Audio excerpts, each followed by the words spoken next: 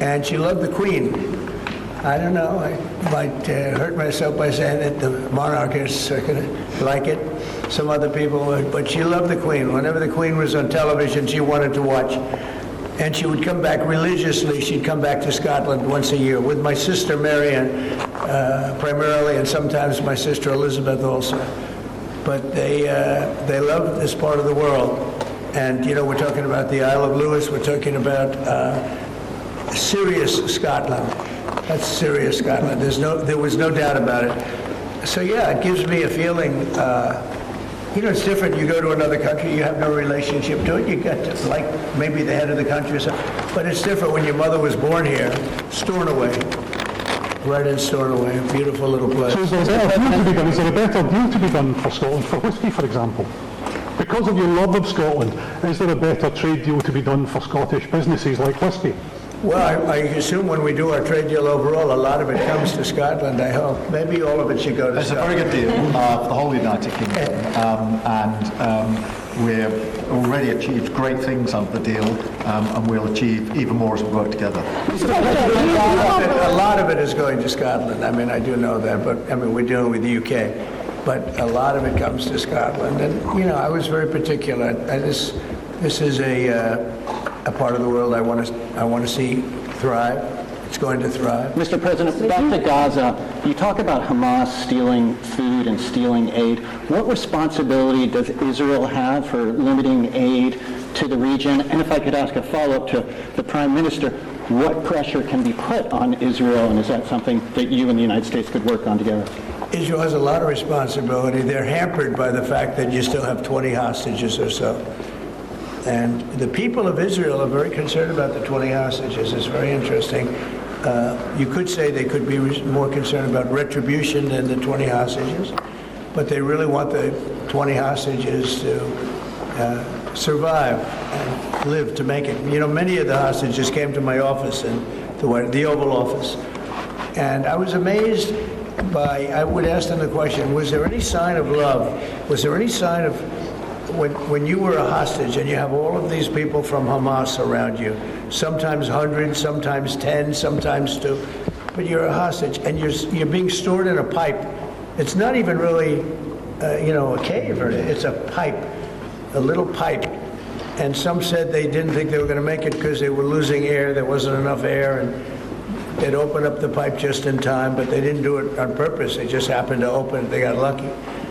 But I said, did they ever wink at you and say, like, don't worry, you're going to be okay? Did they ever give you some extra food, even if it was a piece of bread? Did they ever give you anything during that time? And some were there for 400 or 500 days now, right? That's a long time, a year and a half, more than that. And not one person said there was any love from anybody. You know, in other words, you have hundreds of people, and you see it in the movies where somebody's a prisoner or somebody's helping. You even see it with Germany, where people would be let into a house and live in an attic in secret. You know, you see signs of stuff. I said, did you see anything like, did they wink at you? Did they say, don't worry, you're going to be okay? I never received, I ask that question all the time. I've never received one answer that said, yeah, they really wanted to help. No, the hatred is just incredible. But sir, on the access to food issue, what more can Israel do? And again, to the Prime Minister as well. Well, I think Israel can do a lot. I will say that Iran, I think, interjected themselves in this last negotiation. Can you imagine the beating they took? We wiped out their nuclear possibilities. They can start again. If they do, we'll wipe it out faster than you can wave your finger at it. We'll have to do that. We will do that gladly, openly and gladly. They've been saying, Iran's been sending out bad signals, I'll tell you.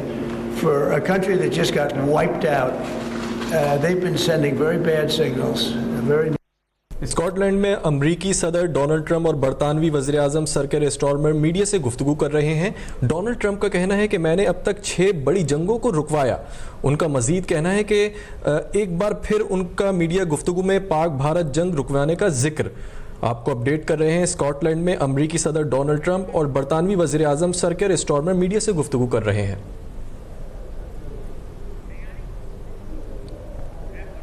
आपको update कर रहे हैं Scotland से, जहां अमेरिकी सदर Donald Trump और बरतानवी वज़ीर-ए-आज़म सर केयर स्टारमर मीडिया से गुफ्तगू कर रहे हैं।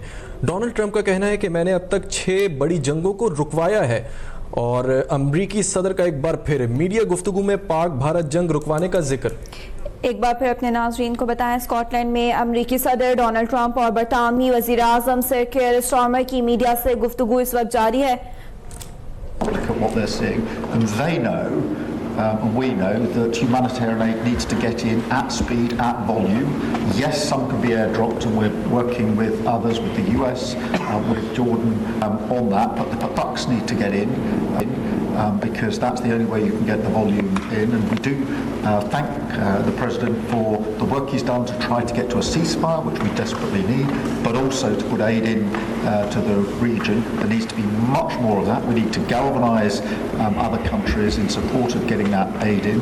And yes, that does involve putting pressure on Israel, because it absolutely, this is a humanitarian catastrophe now.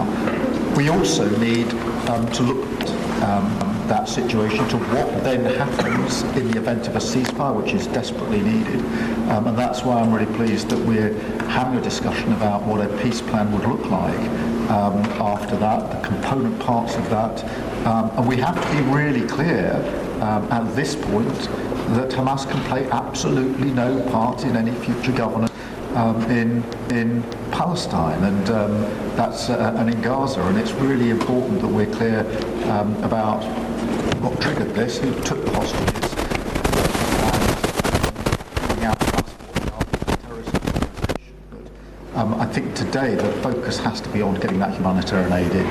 Mr. President, will the UK your pharmaceutical tariffs, and will it happen before August the 1st? Well, we'll be announcing on pharmaceuticals sometime in the very near future. We have a very big plan on pharmaceuticals. We want to bring a lot of the pharmaceuticals back to America, where they should be. If you look at COVID, it sort of taught us a lesson. We were getting our pharmaceuticals from other countries. We almost didn't make any. We used to make them ourselves, and we're going to want to be making a lot of them ourselves, all of them in a sense. But you also have a good pharmaceutical business. We'll be dealing with you on pharmaceuticals also. And we certainly feel a lot better with your country working on pharmaceuticals for America than some of the other countries that were. With the relationship we have, you would not use that as a cudgel. You wouldn't be using it as a block. But we're going to be announcing sometime very soon, I think, pharmaceuticals are our whole thing. And the companies know. And drug prices are going to be coming down very substantially in the U.S., very, very substantially. And that'll happen very soon. Mr. President, we can all sense your frustration with Vladimir Putin. Sorry, we can all sense your frustration with Vladimir Putin. Yeah. Do you think he has been lying to you about his intentions in Ukraine? Well, I don't want to use the word lying. All I know is we'd have a good talk, and it seemed on, let's say, 3 occasions, it seemed that we were going to have a ceasefire and maybe peace, and you divide it up and you do whatever you have to do, then obviously to get to the end. And all of a sudden, missiles are flying into Kiev and other places. And I say, what's that all about? I spoke to him 3-4 hours ago, and it looked like we were on our way, and then I'd say, forget it, and I'm not going to talk anymore. You know, this has happened on too many occasions, and I don't like it. I don't like it. Mr. President, you have a successful social media site. There are new powers here to censor your site, states mandated powers. To censor my site? To censor your site and Twitter Truth? and Facebook. Truth? I mean Truth. Is that okay? Well, I don't think he's going to censor my site because I say only good things. Will you please uncensor my site? Yeah, we're not censoring anyone. We've got some measures which are there to protect children, in particular from sites like suicide sites. We've had too many cases in the United Kingdom of young children taking their own lives, and when you look through their social media, they've been accessing sites which talk about suicide and encouraging, if you like, children down that road, and that is what we want to stop. There's nothing about censoring free speech. But that treats all adults like this children. country is the proud. But that can treat all adults free like speech in this children. country has been for a very long time. We're very, very proud of it. We will protect it forever. But at the same time, I personally feel very strongly that we should protect our young teenagers, and that's what it usually is, from things like suicide sites. I don't see that as a free speech issue. I see that as a child protection We issue. actually passed a bill in Congress, headed up by my wife, actually, which was to pull bad stuff out having to do with children, because it is a problem. But I cannot imagine him censoring Truth Social. This is more of a very political, and it's been a very big success. That's not going to happen. And I only say good things about him and his country, so if they censor me, you're making a mistake. I'm going to give my ambassador the job, make sure it's not censored. I had not heard that. Mr. President, about growth. You're a big investor in this area, Mr. President. Say it? You're a big investor in this area of Scotland. To put it mildly. To put it mildly. Like this ballroom that we built It's from amazing. scratch. Do you worry, though, about the risk of increased taxes here? Will that stop you investing? And do you have a message last night on the soccer to the English Lionesses who won the European trophy? So I think that I have a theory that low taxes bring growth. We just passed a big tax cut bill, the biggest bill in the history of our country, actually. And one big, beautiful bill. I used to call it the great one big, beautiful, we got word great out. But it's actually called the one big, beautiful bill. It's essentially a very large tax cut bill for everybody. And our country's, pretty soon, I think I can say it right now, our country's never done better. We had a country that was dead. It was dead 6 months ago, a year ago. Leaders from NATO, we had a very successful meeting at NATO. Your prime minister was there. It was an unbelievable love fest with all of those countries. And they agreed to go 5% and all the things. Very smart to do. But many of the leaders said, essentially, they said, your country was dead 1 year ago. 1 year ago, we had a dead, and we did. We had a dead country. We had a president who didn't know where the hell he was. We had horrible, horrible people running our country. I think they were sick people, actually, sick. You talk about censorship, those are big, that's all they did was censor, and they didn't know what to do.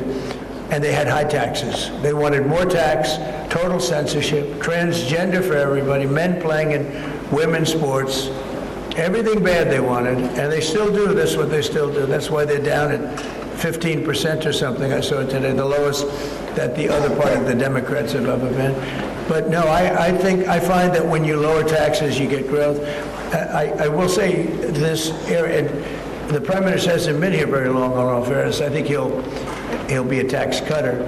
But I find that as we cut taxes, we did more business. Yeah. In my first tax bill, we cut taxes from 39% down to 22%. And we ended up at the end of the first year, when it was still a little raw, we ended up taking in much more revenue than we did at 39%. It was pretty amazing. And we're taking in a lot of revenue right now, and this was an additional tax cut.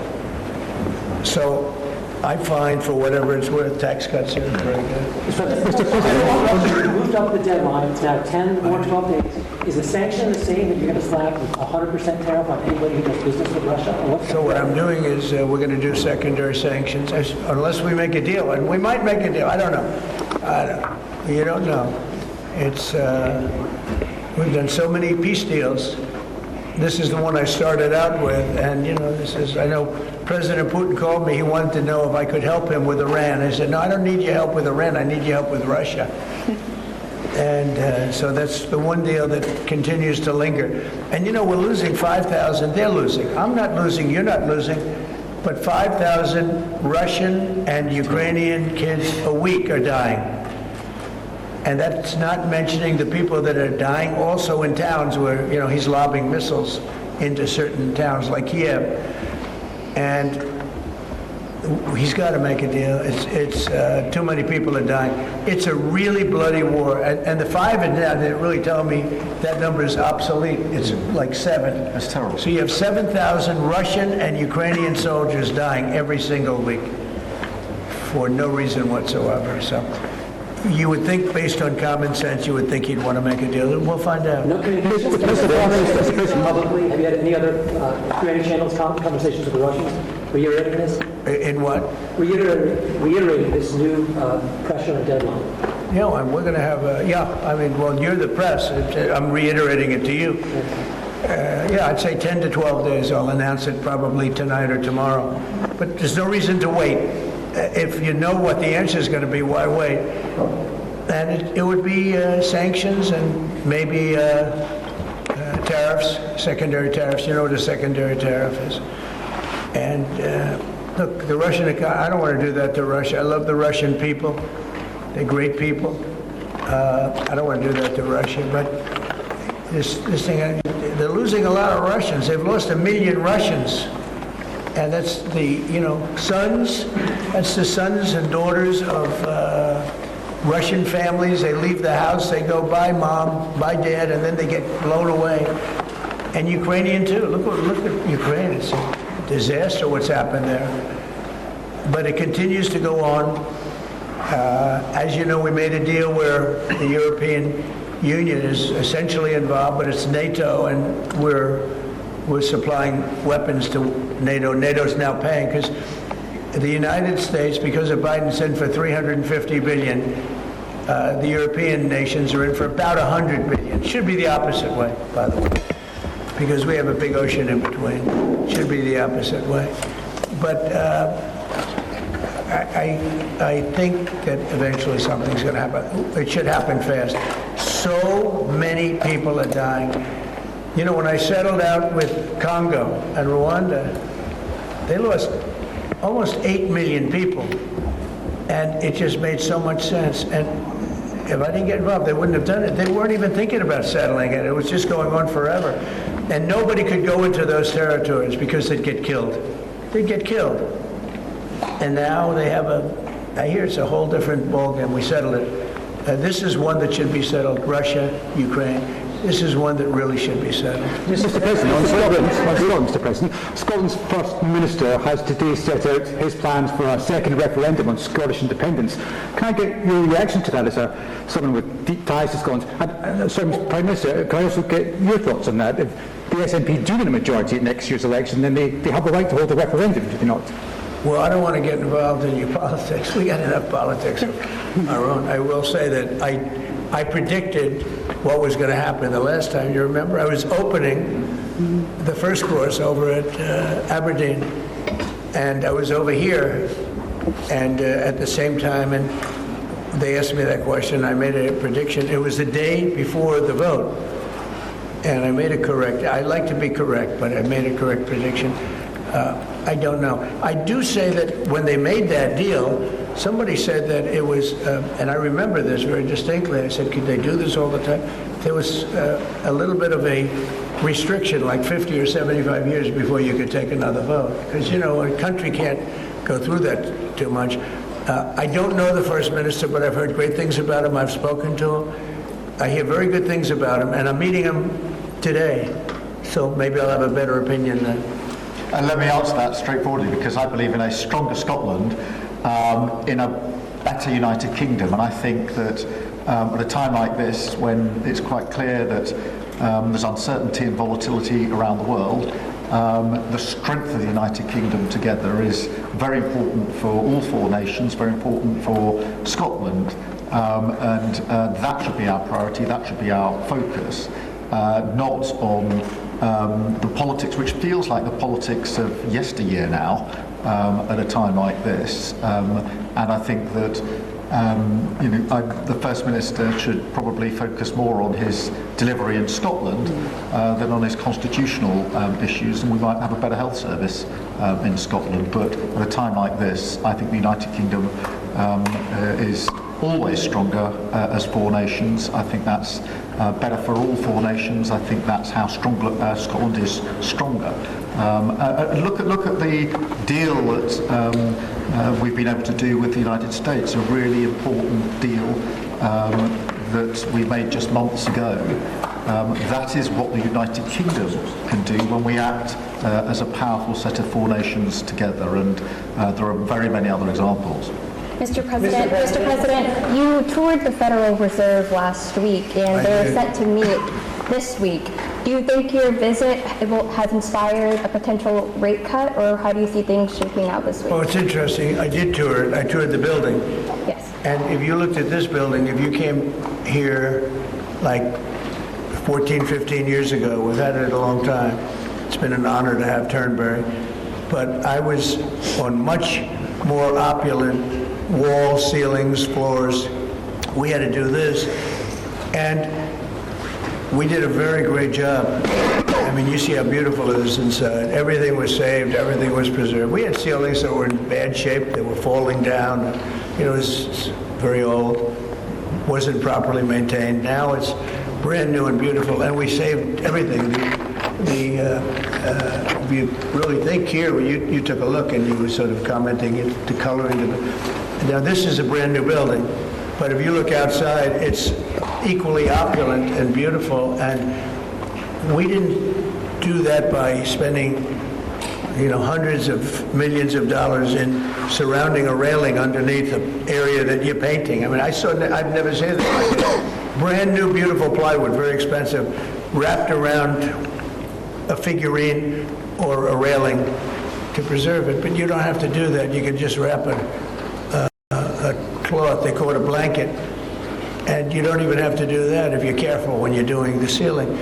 But I don't know what they did. They'd take down a ceiling and put up a new ceiling, and the new ceiling had no opulence to it, or they'd fix the ceiling. But I would say that all I need is a good plaster and a can of paint.